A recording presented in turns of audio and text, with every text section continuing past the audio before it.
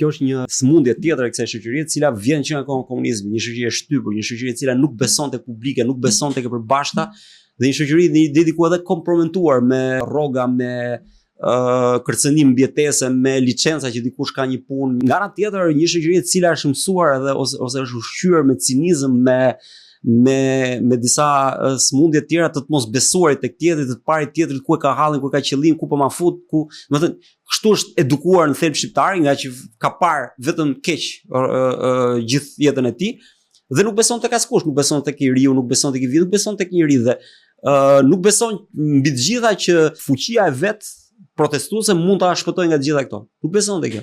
Dhe prandaj shqiptarët nuk protestojnë, nuk ngrihen protestojnë, përkundrazi mblidhen për të bërë mitingje për liderët.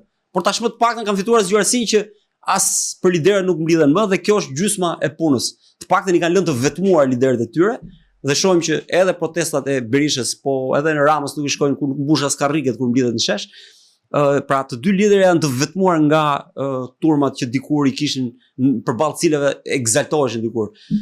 Sot janë në vetminë e tyre të mbyllur nga zullumet e tyre.